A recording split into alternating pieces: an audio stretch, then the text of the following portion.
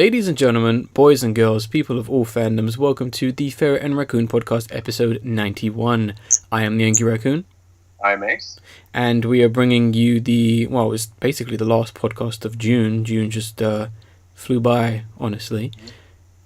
Literally the whole first half of the year's flown by. It's ridiculous. It kind of has felt like that. I think literally on the previous podcast, we were just talking about some of the best things from 2018, which is quite crazy, honestly. Yeah, sooner or later it's going to be the end of the year. It's going to come by in no time.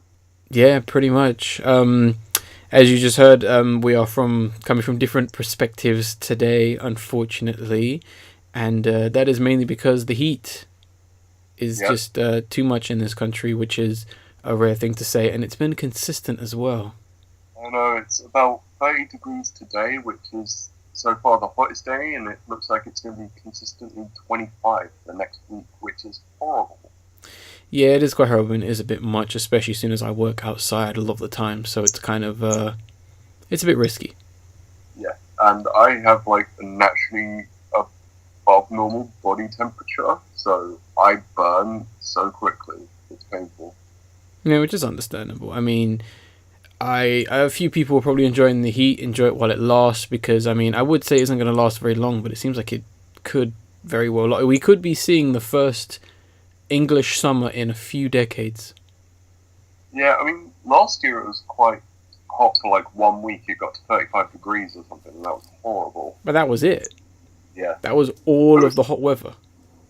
I was fine with 1 week. I just wanted it to be cold all year. I just want the seasons to be the seasons. You know what I mean? I don't like being surprised. Yeah. Basically. If it just started getting hot when it actually did turn summer, that'd be fine, but it'd been plenty hot before then. Yeah. But English people like to talk about the weather way too much. Let's stop wasting time and actually get into things. Ace, how have you been over the last few weeks or so, not including the E3 special podcast, which you should all go and listen to? Yeah, definitely. So that podcast was great, and E3 itself was a fun trip. But I've mostly been doing what I've been doing for the past year, watching shows. Mm-hmm.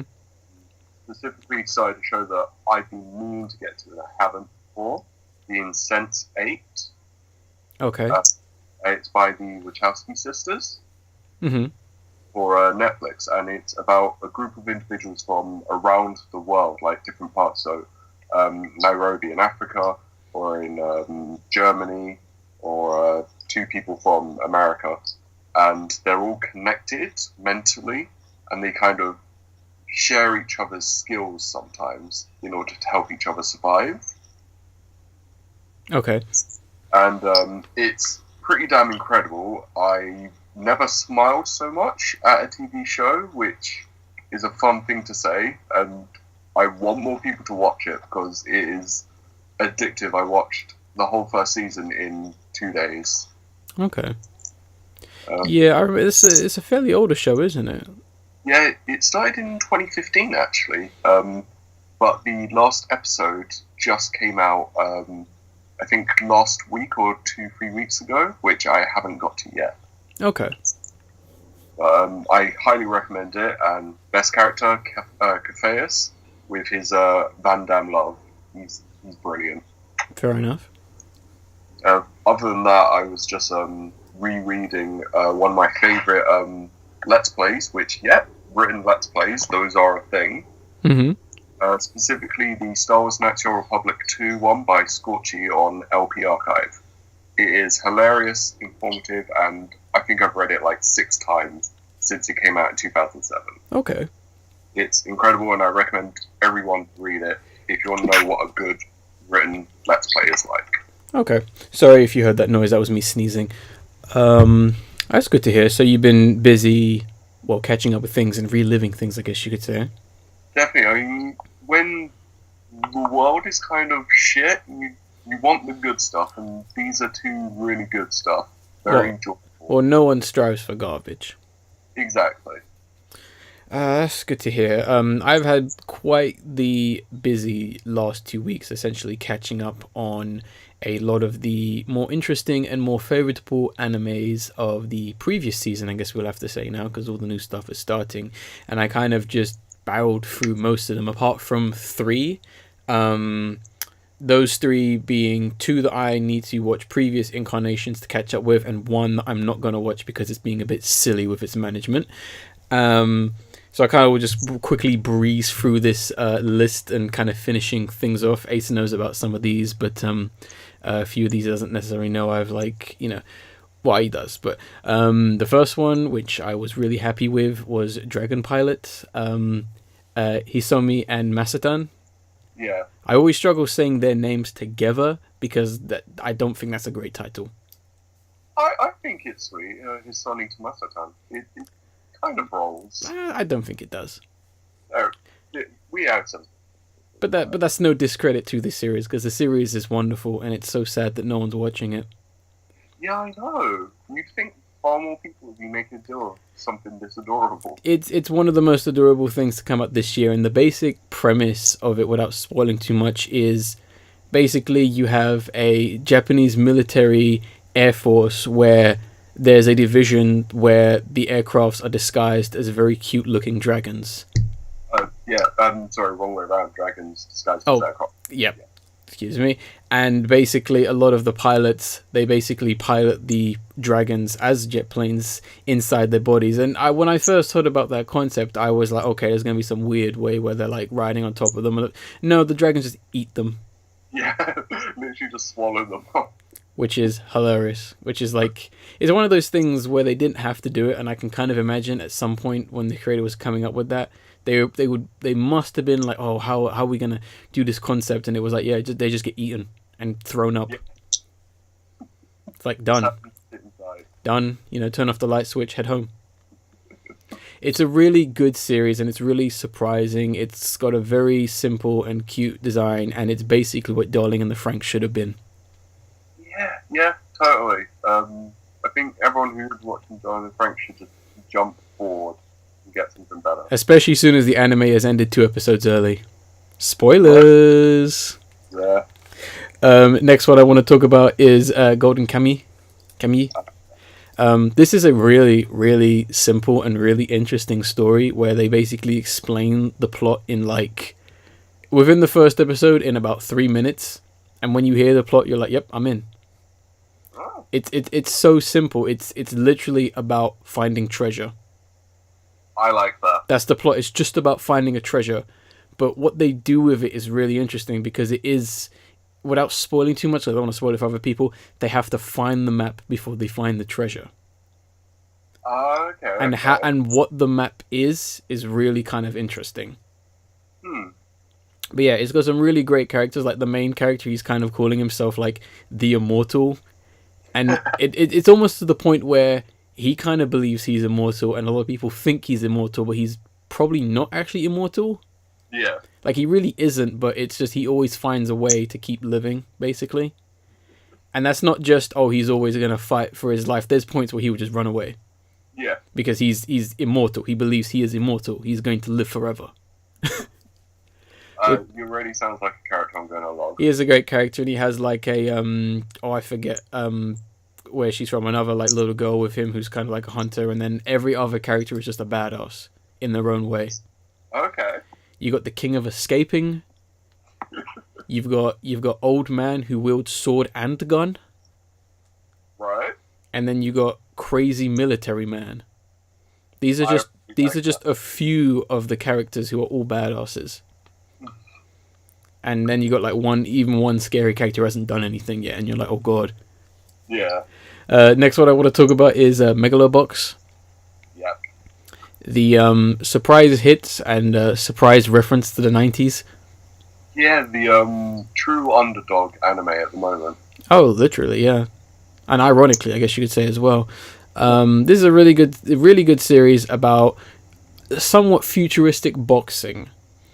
Yeah. Taken as, so it kind of has like a bit of it, like literally as an underdog or stray dog story about boxing and rising to the top, and it's got a very, very generic 90s generic look and storyline. Not to say that it's bad, because a lot of generic is good, I mean, Yeah. Star Wars is the most generic story ever, but people still call that good. So there you go. Yeah. And yeah, really good. The animation is actually really well done, and how its pacing is played out. It's just one of those ones that you really need to get onto, especially if you like sports anime or you like Ippo or anything like that. Definitely get on board. And just some nice cyber style design. Yeah, and it's not too overt. It's like a believable future. Yeah, It's very not. Neil Blomkamp. Sorry. Very Neil Blomkamp. Yeah, to some extent, yeah. I would say a little bit under that, but yeah, definitely in that realistic. And like I said before, the other one I watched was Hina Festival, which is a technically a supernatural comedy, although those kind of supernatural elements are immediately dropped to some extent. It's got a very simple concept where it's basically a is he a Yakuza? Yeah, he's a member of the Yakuza. Yeah, a Yakuza member who essentially adopts a psychic girl from somewhere, and because they never explain it, No, and it's not important neither. exactly. She's from somewhere, and it's just like, there you go, let the comedy start. And it is a very funny series about them two getting along to some extent, and it kind of catches you off guard with the rest of the characters as well, because to some extent some more unlikely characters get their own stories, which is quite interesting. Yes, some whole episodes might not even have the two main characters. Yeah, one episode in particular did not have the main character, which is quite interesting, especially if you can keep that going, keep that flow going. But yeah, really interesting and funny series. I really do like a lot of its delivery, and I like its use of pauses and very like deadpan like humor. Yeah. I mean, even just to the point of the very beginning where like this child in like this metal box just appears, and the main character's like, right, I'm gonna go to sleep. That didn't happen. And he goes to sleep, goes about his day, and comes back, and he's like, oh, that did happen. It's still there. And that happens quite a few times in the series, which definitely had me laughing a lot. And I do like a lot of the other characters. Really funny series if you haven't watched it. And the final one I'm going to talk about is Agretzko, the ONA series. Yes. Ooh, this was a real surprise. Yeah, I'm so happy from what you literally said there that you seem to like it. Yes, I watched the original animated short series, and I was really worried, honestly, going into the series, because I thought they were just going to ruin it. Okay. And I came out really surprised because it caught me off guard what the series is actually about. The beginning, as in like the like first 10 minutes, was very much like, okay, it's just going to be an extension of the original series, but it starts to actually add a little bit more character development, a little bit more story, to just a few select characters and what it's about. It has a good deal of commentary that doesn't feel like it's hitting you over the head with a frying pan, but it makes a lot of sense. And I think the way they handled two things in particular were very good, and I am talking mainly about without spoiling anything, the middle mark of the series and the very two last episodes. Yes. Handled perfectly for a really low budget, bright, colourful character show about animals working in an office. A lot of it is very face value and you'll get it, but there's a lot of very hidden things which I liked, like the fact that they were able to add a lot of interesting details. I can't really think of it, like for example, the main boss, Boss Tan, who is a pig who does not like women in the office, particularly some of them. And one thing I noticed, which is quite a nice visual detail, that's the word I was thinking of, was the fact that they work in an accounting office, and he does his accountings through like beads, like the mathematician beads. And I was like, well done. He's old school. I get it. And there's a few others like that which are pretty good. Yeah, lots of nice little visual details. Yeah, lots of nice visual details. And I mean, Devilman Crybaby may have given us the best running animation, but I think this series has given us the best laugh of the year. Yeah, I can see that. The most passive-aggressive, robotic, malicious laugh I've heard in a while. Yeah, Fenico is the best. I still say Hyena's the best. No, Fenico is the best. Hyena boy. No. That could be a whole podcast. Yeah, that would be the next argument. Is Fang good or not? Yeah, basically, yeah. No, the next podcast will be, let's explain why Darling in the Franxx is bad. Yeah. And we could Hours though. and we could do that podcast before even watching episodes 23 and 24. I've only seen 3 episodes, and I could just use that. Yeah, you can, honestly, because I'll be honest, not much happens. I'll be honest. Darling in the Franxx is driving to a very wide and very solid wall, and they're still too busy talking to their friend about how cool they are. That's horrible. The impact is going to be interesting. I don't really have much to say other than let's save it for the review. Anyway, moving on to the what we did. Well, let's talk about the last fortnight and what have you. Really interesting to find out that Edgar Wright, everyone's favorite director who should direct everything, his next film has kind of been confirmed, and it's a really interesting one coming off Baby Driver, and it's going to be a documentary about the American rock band Sparks. Yeah, it kind of came out of nowhere, really. Big time, and not even like a mockumentary or a retelling of their life, but a documentary using footage and interviews, which he's already filmed some of and gathered. Yeah, it's you don't really see directors jump kind of genre in this way. Yeah, big time. I mean, Edgar Wright definitely has one of the more well-known visual editing styles out there today, and to see him kind of go, yeah, I want to do a documentary on a band about a band who's, I would say, virtually unknown today, unfortunately. Yeah. I didn't know much about them, which is rare for me with rock bands, so yeah. Yeah, I've only heard a little bit about them because I only really know of them through their discography of really interesting album covers, which kind of, I hope, reflects them when I do listen to their albums and such. So I would recommend looking up like albums, Kimono My House, Propaganda, Indecent, Womp That Sucker, and Hippopotamus, which are like some very interesting and very playful like album covers. I'm going to be listening to all 23 albums before this film comes out. Damn, I mean, yeah, definitely. I'm really interested, really looking forward to this. Something else I'm also looking forward to is the fact that JoJo's Bizarre Adventure Gold Wind, aka Part 5, has been confirmed. Yeah, how long was it since the last one? It was, I think, 2016 or 15. Oh, okay. I think that ran over, that bled into the 2016, I think. Yeah, that's not as far as I thought. I thought it was much further back. No, it wasn't. It's just that it started like mid 2015. Okay. And it was like a 20. No, it was just like a 35 episode deal, basically. Yeah.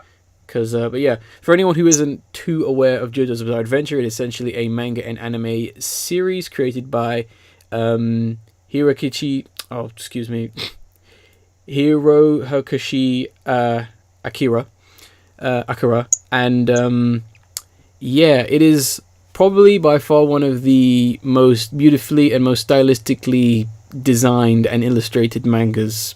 Period. Stylish, definitely worth to say. Stylish, 100%. It is the most stylish anime you've ever seen in your life, basically, without it kind of dripping too much into, I guess, fashion, although the guy does design fashion. This is part 5 of 8. This series has been going on for at least about 40 or so years. And yeah, I just cannot wait. It has been confirmed for October, so immediately no other anime matters now. Nothing else matters. I've watched Pop Team Epic, I've watched Agretsuko, I've watched Megalobox. That's it. All I need now is High School Girl, and that's it. Fair enough. You've got your rest of your planned. Yeah, that's it. That's all the animes. When I do the best anime list, you're gonna be going. A lot of people are gonna be wondering, oh, how come he didn't talk about anything during the summer or winter? I was like, no, JoJo. I mean, the expectations are pretty high with this part because it is the creator's favorite part. Oh, okay. So yeah, and this is definitely a more interesting one for those of you who haven't read the manga. This is where a lot of the powers or the stands that characters have get a little bit more abstract. Yeah. For example, ones like Metallica and Aerosmith. And yes, a lot of the stands and characters are named after bands and albums. I can't wait to see what they rename them for the dub. Well, some of them might get renamed, unfortunately, because some bands and musicians are a bit stuck up, basically. Yeah. What was the one that I found hilarious? It was the Bad Company or something. What that was renamed something. It probably was, but I can't remember what it was renamed to because I ignored that, honestly. But I find the renames hilarious, so I always watch that just for that bit. Yeah, because I think it's the stand in I think it's the stand in part 7, which is Dirty Deeds Done Cheap. Oh yeah, you told me about. And I think that one was renamed to something like Dirty Deeds Done in a like ill fashion. Amazing. Which it was called something really like so limp like that. But yeah, a lot of the I'm really looking forward to this series.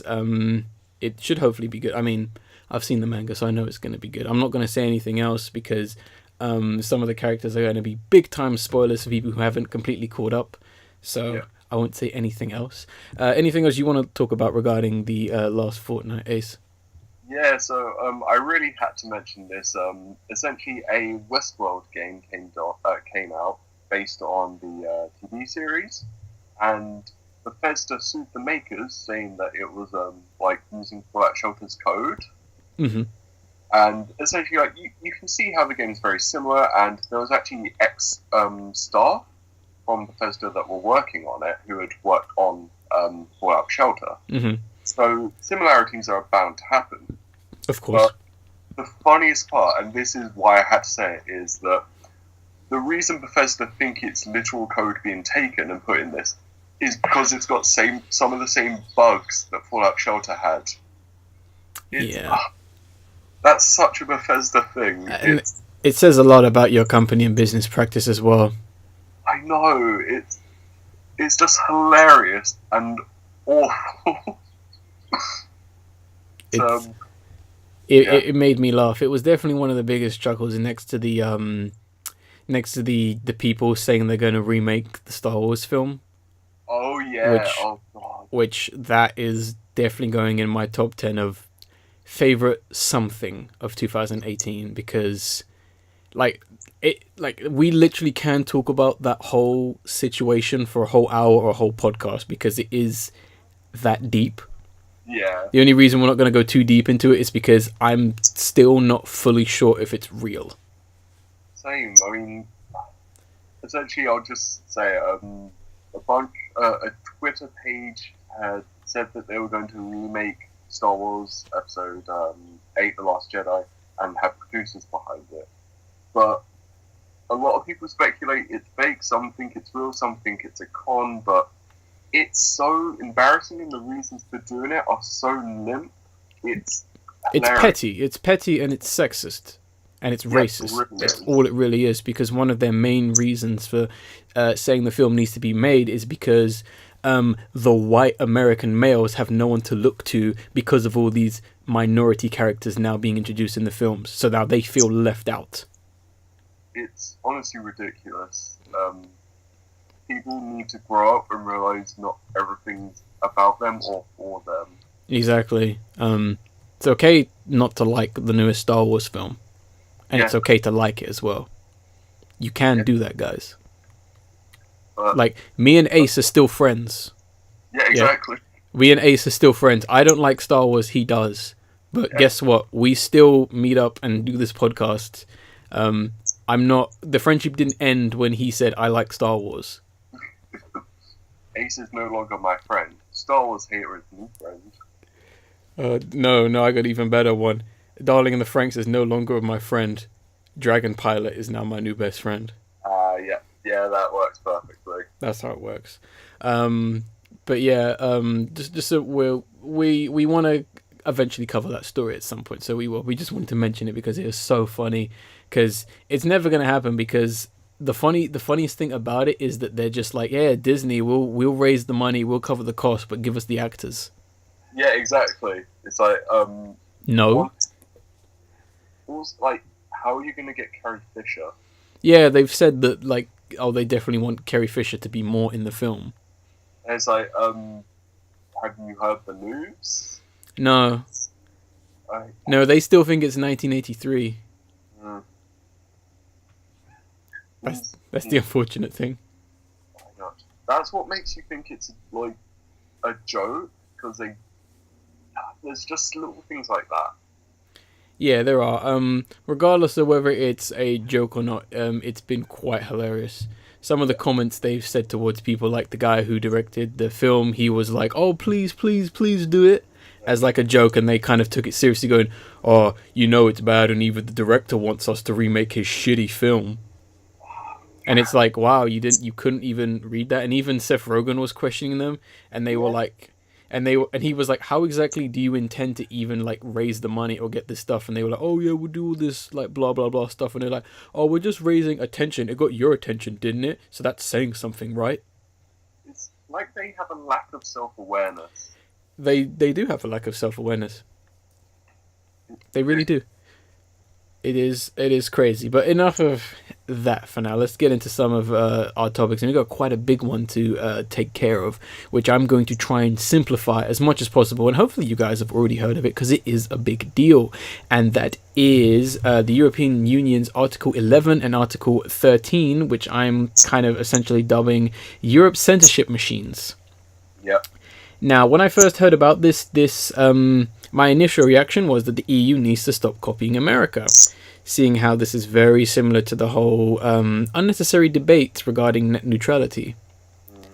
And but it's not on the same scale, but it's still pretty bad. Now, I would honestly recommend you guys actually read the articles, or as much as possible, or do some more research to try and understand this whole situation, because it is quite lengthy and it is quite boring, to be honest. But I'm gonna kind of put it simply. So I'm going to talk about the bigger video one, and that is Article 11, which is essentially going to kill off the personal blogs, the public journalism, which is when essentially people film things and send it into the news, that kind of stuff, and essentially the podcast. So what we're doing right now would become illegal, because essentially what it is going to enforce is that you have some kind of contract allowing you to have information to said article and pieces of information, which doesn't quite make a lot of sense. Yeah, essentially, like, you'd have to pay a license tax in order to use the articles or information, which is ridiculous and literally destroys any small media or publications. I think it destroys big ones as well, because a lot of people just aren't going to read them out of fear. Yeah. Because if it is requiring you to have a license just to read the article and, I guess, re-deliver certain information, what's to say it's not going to attack you if I were to provide Ace the same information just through simply reading it? What's to say there isn't a system that's going to detect, oh, you lifted words from our article, where's your license?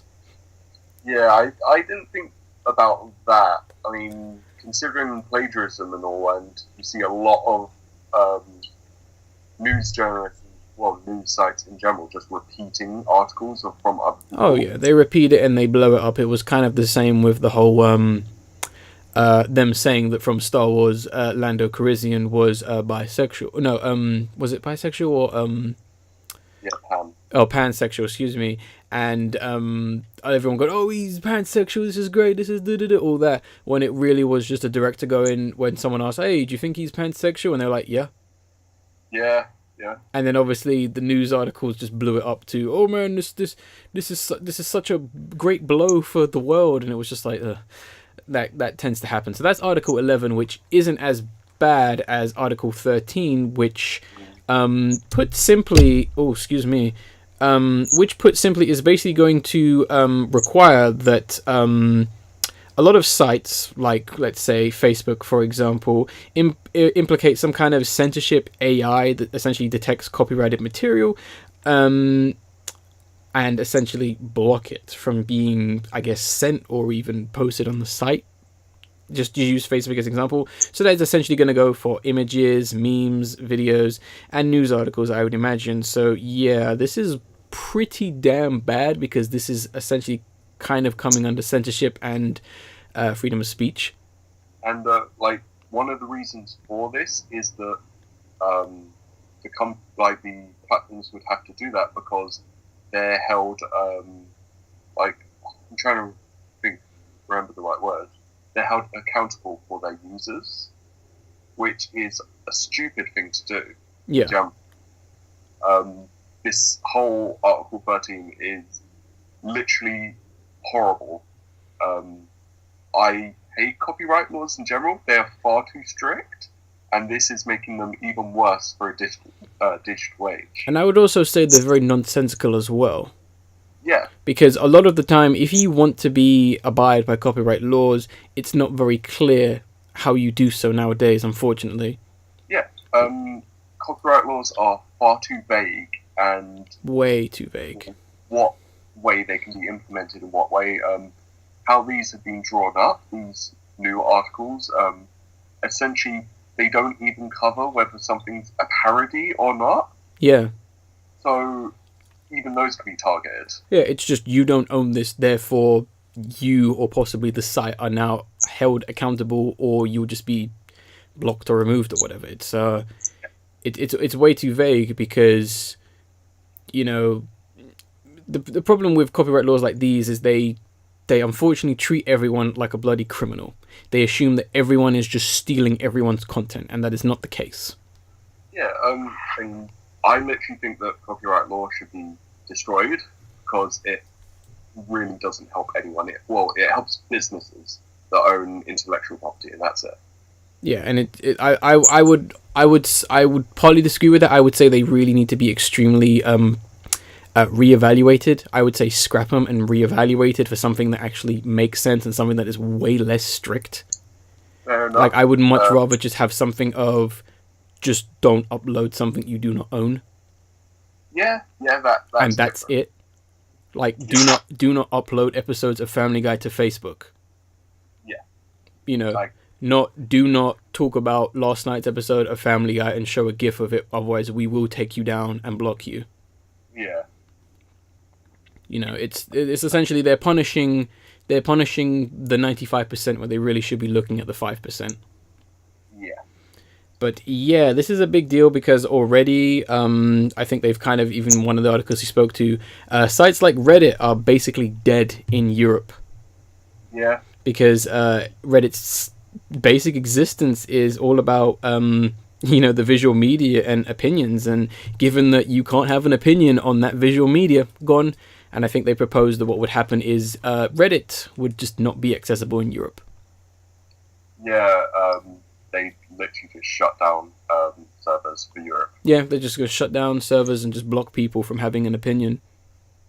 Similarly with YouTube, European access to that would not...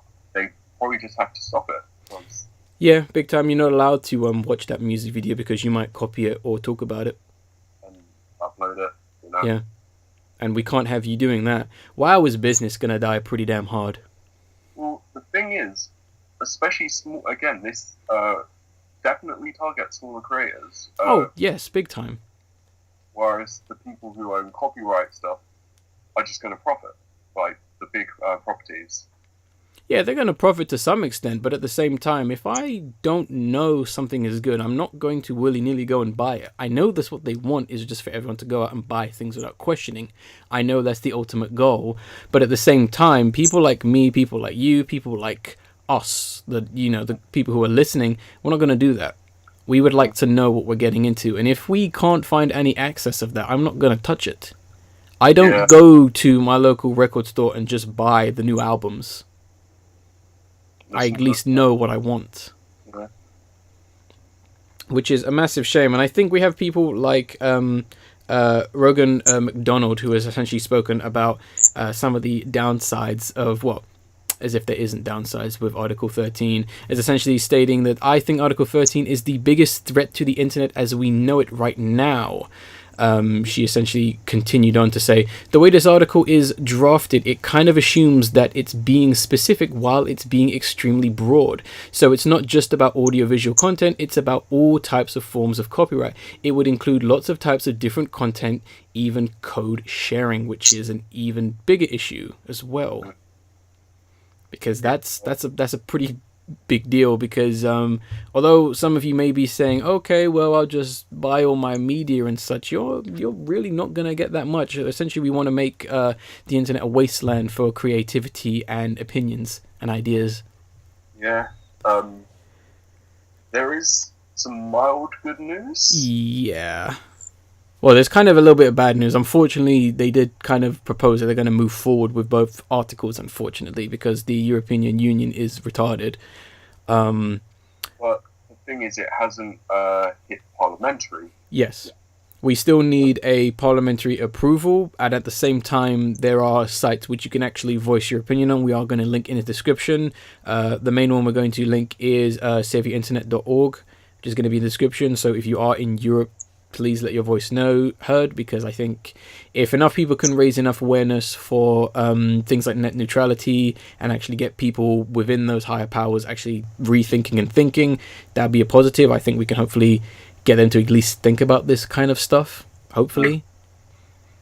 Definitely. Which I would hope big time. But yeah, not good times, because I'm getting really paranoid. Yeah, I think this ends up being a problem with people that are in control of countries. They're old. They don't understand new technology or media. It's not 100% that they don't understand it. They refuse to understand it or accept change, simply put. And then they get lobbied by business and corporates that this interests them, and then issue just rises for everyone else. Yeah, it's not great. And I mean, yes, everyone wants to protect the things they own. That is understandable. But when you're being malicious about it, it's a little hard to sympathize with you. Yeah. One of my greatest policies in regarding to digital media is if it is not distributed in a way that I can buy it, you have the right to illegally download it. That's how I see things. Yeah. If the companies aren't going to provide any means for you to watch or buy it, download it. I agree. And I have tons of downloaded stuff that has never seen the light of day on any kind of distribution, and I have it because it's like, well, if you don't want money, fine. I would gladly buy things that they just refuse not to put on DVD or whatever. So, yeah, it is a real shame, especially if you kind of go back to a lot of the origins of copywriting and sampled, which it kind of really does date back to the early 80s in regards to hip-hop music, which was kind of one of the first examples of sampling and copyright and looping and such, which is quite interesting. It's kind of interesting that, that industry kind of suffered in terms of that, and also a variety of things nowadays are suffering big time. I think copyright laws in general, we have to give a big thanks to Disney for doing that. Disney are one of the worst because they keep I forget the word of it, but they keep let's just say holding the rights to certain things. Yeah. Unfortunately, whereas a lot of their properties really should be public domain. Or a little, or more, not necessarily public domain, but more in a sense the public can use it a little bit more. But it would be public domain, yeah. Yeah, because I believe it is I forget what it is, but I believe 100 years after the original creator dies, it goes into public domain. And I think originally that started quite smaller. It was like something around 27 years. Yeah, maybe. So it hasn't existed for a while. So that's why a lot of 50s to 60s properties have no real copyright owner, or have like people like Disney owning them. Yeah, or stuff before that. And even now you see a lot of people nowadays, creators of today's time, who are very much like, no, you will not be making that. Yeah. More famously, the creators of Back to the Future, who have essentially said hell no to a Back to the Future trilogy remake. Yeah. Essentially stating that they are making sure that even when they die, the film is never remade. Cool. Which is what I intend to do with everything I possibly own and create. Yeah. I think more people should do this. Yes, protect your property and stuff, but let things exist. Things should be open for interpretation, and that does include memes. Because memes would basically be dead, and that's the one thing that people are comedically screaming about. Yeah. But they have every right to. I mean, you're not allowed to make fun of this. You're not allowed to remix this. No fun allowed. It's like, what, DC owns the internet now or something? It's it's more America. I know DC does want to own the internet because they're salty because people don't like their films, but still. Yeah. I don't know. Hopefully people of our generation and hopefully the younger ones who will hopefully be ruling the world when we're much older will have more common sense than stupid people. Hopefully. Older generations need to stop. Other generations, did you say? Older generations, like these boomers, need to stop.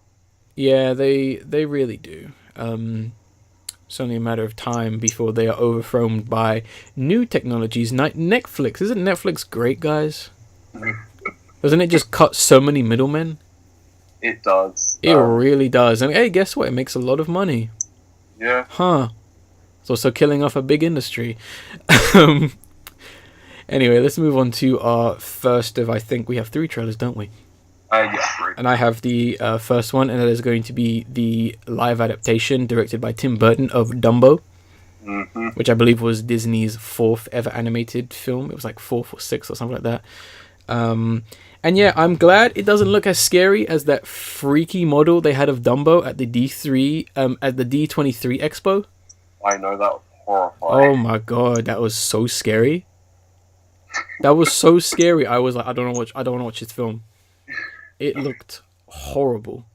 I think, weirdly enough, the thing that got me the most was the random hand you can see. Like, yeah, there's like someone standing behind it, and there's just like a hand in like this low lit like model of Dumbo with his really creepily strongly lit blue eyes. Yeah. But yeah, this film, although it doesn't have Tim Burton's style, I'll be honest, this film feels kind of eerie to me. Yeah, it actually had a pretty good atmosphere for its trailer. Yeah, and I mean, and I think that's kind of contrasting with like the whole including a family and the very whimsical music. Yeah. I have a feeling Tim Burton may have made a dark film, and Disney's go, no, it's for the kids. Yeah, possibly. Because it's entirely possible that Tim Burton managed to like, no, don't worry, it's only slightly dark, and Disney didn't realise. oh yeah, keep in mind we still have the pink elephants on parade and death and fire still to come. Yeah, I mean you did. And racist crows, which I don't think are going to be in the film. No, I can imagine they won't. I'd love it if they were in there. Pink elephants in the trailer, didn't it? Yeah, you saw like a balloon of it or something like that, or like bubbles of it, which didn't look great. No, maybe it will be better. Yeah. No, it didn't. But Danny DeVito though. Yeah, always the best. That's why I'm gonna be renting this film. Yeah, it definitely made me want to at least watch it once. But yeah, the film was it was fine. Like I said, Dumbo doesn't look creepy, so that's okay. And his little ears hanging down is always sad. He's a sad boy. I don't know. I'm not gonna see this film. I still think I honestly think children aren't gonna like this film. No, they probably won't. I don't think they will, because not a lot of children like the BFG, because the BFG was horrible. Yeah, I saw BFG on DVD, and it's just an okay recreation, but the animated film is so much better. The animated film had colour. Yeah, it had colour, it had charm, it had great voice acting. The Disney one wanted to be a straight up horror film.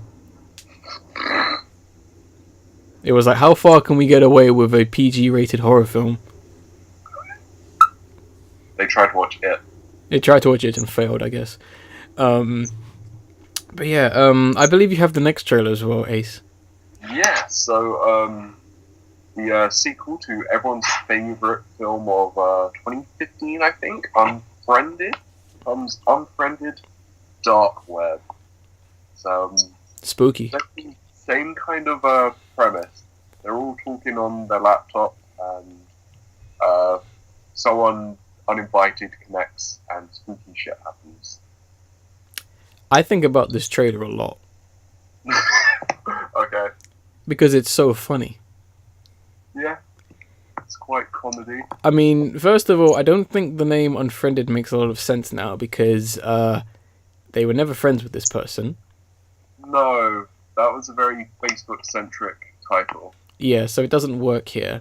And I guess, and also, I this is not what friends do. No. People don't do this. People don't acquire a hard drive and go, let's look on this. Oh, this is like some really horrible stuff. Let's keep looking at it. Yeah, it's more like, okay, I'm going to get rid of this now. I'm going to take this to the police now, and I'm going to stay in police custody just in case the people who own this come and find me. Yeah. Like, yeah, people with half a brain don't do this, and I just find this trailer so funny because it is like really trying hard to take it to the next level, and it doesn't make any sense because the person who joins the call, I'm not really sure, are they just like really good hackers or are they supernatural? That's what I was going to say, 'cause in the first film it was something supernatural, but in this one it seems like it's not. It's literally just people on the dark web, so it's like, okay. Oh, yeah, it was a bit like, and I think there was a lot of, and I think the one scene that got me was that one scene with a girl standing on her roof, and then she jumps off, and I was like, whose camera is that good and that bad at the same time? There is no way you are able to capture that just from that angle on whatever phone you're using of that quality and capture that. There is no way. You need to be a little bit more consistent with your believability because that is just a joke. And the way people are just teleporting in like it's nothing, but yet these are supposed to be like somewhat normal guys. Apparently. I mean, we don't know. It's probably going to be something really dumb like they were ghosts or something. But because the ghost just typed. Oh no. Yeah, it's going to be stuff like that. The original Unfriended is absolute trash, and this one just looks exactly the same. Kind of using a quote from Why I Miss Your Movie Sucks is your movie had the most perfect concept. You could have made the most perfect film and you still messed it up. Yeah. Because the concept is really well done. They literally had a idea in which they could essentially make the perfect series of events, but they messed it up due to very poor writing. I also want to say another thing that just makes this film even worse. Mm-hmm. That one of the people in this film is Jake Paul. You know, brother to Logan Paul. Is he actually in it? Yep, Jake Paul is in the film. Was he acting? Yep, he's a character and like he's playing someone in the film. Well, definitely don't go see that film. Exactly. That was the death knell. Yeah, I didn't even notice. Probably because like the quality was so bad. But I honestly don't think I know what he looks like because I'm not interested in scum. Yeah, I try not to know anything about them, but they keep popping up somehow. They keep popping up because they're only mildly profitable, and that's really disappointing when you're only somewhat profitable. Yeah. Like put fucking like someone else of notoriety, and if you want a YouTube star in there, fine. There are plenty of others. Put PewDiePie in there. That would make more sense. Yeah. You know how much money you would make if PewDiePie was in Unfriended dark web? You'd make $1 extra. Yeah. And you might even have to like you might even get it to be a 12A with all the words that might get said. Oh yeah, if you're in heated gaming moments. Yeah, that's how the film starts. Oh, no, that would be an even better concept for a film. Like PewDiePie dealing with that one moment he's being haunted by some kind of ghost on Skype with all his other YouTube friends. Okay, we have $1 billion idea here. Get Blomkamp on the phone now. Calling it heated gaming moment, the movie. No, rage quit. Oh yeah. Unfriended rage quit. I like it. Right, we need to cancel this podcast right now. Well, we need to copyright this idea right now. The current date is the 25th of June, 2018. Copyright Ace and Raccoon. So just in case that does happen. But yeah, this film looks like absolute trash. It looks like it's going to be a lot of fun to actually watch with a bunch of drunk people. Because the concept is that hilarious. I can't, like, even just the girls. I mean, even... That's not really a creative kill, is I'm going to jump off the building. No, it's the way so they can make it vague of, oh no. something supernatural is happening. Something supernatural, which has already presented itself as not being supernatural, is happening. Yeah. Like, geez, you guys should have just honestly if you wanted to do some scary images regarding the dark web, you should have just watched a playthrough of Silent Hill: The Room. Yeah. Ain't nothing getting freakier than that. Simply. Plus, a little bit that like really bugged me is like when it showed you in the trailer him accessing the dark web and it showed like a CG hallway. Yeah. It's like, no. You could just go to a hallway, guys. Like, that isn't even like how the dark web operates at all. And also, issue I just thought, unless they have Tor installed on their like computer, how are they accessing the dark web? Because it says, oh, it's just here, I'm clicking on it. Wasn't it a hard drive you found, or something like that? Possibly. But even then, if you're stupid enough to put like your extremely messed up and private videos of that nature on a hard drive, you're stupid enough to get caught. Yeah. Like, come on now. No one just finds a hard drive with illegal and dark stuff on it. It's honestly, yeah, just ridiculous. And moving on to our final trailer, which is a trailer that just came out, which I'm pretty excited about, and for this film, which I believe you're covering, Ace. Yeah, so it's from the creators of the In-Betweeners, being the festival. The trailer seems to have the exact same tone as In-Betweeners, of the kind of very awkward British comedy. Yeah. About a group of friends going to a music festival, which is all the kind of scenarios you can think of that happens badly in festivals. This film looks like it's going to cover. Big time, yeah. I was having some like numb flashbacks. Oh, jeez. I was like, oh no, I know exactly how he feels. I've been there. Exactly. So it looks pretty exciting. It looks like it could be funny. It's definitely one of those trailers where they haven't thrown the best jokes. I feel it's like very reserved, and we do get to see like a lot of stars. Like Nick Frost is in there, Noel Fielding, Jamie Clement is in there as well, which is quite interesting. Yeah, and I think the main actor is literally from In-Betweeners. Yeah, Joe Thomas. Yeah, which is cool to see him back as well. Which is interesting. I'm really looking forward to this film. It definitely looks like a boys film kind of situation. I can't wait for it. Luckily we are getting this film pretty soon because we do live in England, so it is an English film. That's August as well. So yeah, I cannot wait for that. But yeah, really, well, I'm pretty excited for this film. It's now a new one to watch for me. I'm glad when I get to see some more British films get announced. Yeah, because we only get to make like 5. Yeah. It's a shame. It is a real big shame, unfortunately.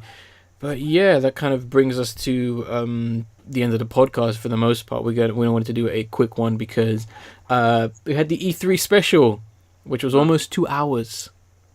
It was great. It was great. It was worth it. If you guys are big into gaming and you want to kind of hear our opinions on that, and you have almost 2 hours to spare, we'd really appreciate it if you did listen to it and let us know your thoughts and all the not necessarily predictions and all the trailers and all that kind of stuff. I guess we'll leave you with the video of the episode, which is going to be from Unknown Mortal Orchestra, and that's Hunnybee, which is a pretty nice music video. Well, the song is fantastic, I think, but the animation is definitely of that kind of European old school kind of vibe, which is quite interesting.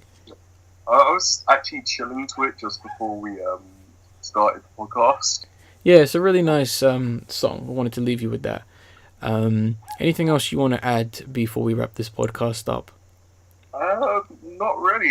If there's anything you want to message me about, you can get to me on at the Ace Enigma, capital A for Ace and capital E for Enigma. Go on. Just let me know how right I am about everything. All the time. It beats my ego. And if you want to talk about how bad episode 22 of Darling in the Franxx was, you can hit me up at the Angry Raccoon. Only one C in the raccoon. And yeah, I guess I think that's the only other thing we want to say is that obviously this is podcast episode 91, and I am somewhat viciously planning for podcast 100. Yeah, it's very close. It is very close, and I guess we would say if you guys have any ideas for what we should possibly do for episode 100, you can hit us up at our email at raccoonplusfriends@gmail.com. If you have any crazy ideas, because I have plans set in stone, but it'd be nice if someone comes up with something even crazier. But it is a podcast that's going to take a lot of planning. Yeah. Which I'm somewhat not looking forward to at the end of the day. But yeah, I think that's just about everything for the most part. I'm looking forward to the next anime season. High score girl. Let's go. Looking forward to that. Banana fish. Sorry? Banana fish? Oh, banana fish, yeah, and banana fish as well. It's been too long. But yeah, on that note, as there's a dog just going nuts outside, I'll end this podcast like I always do by saying I was the Edgar Raccoon. I am Ace. And we will see you on the next podcast.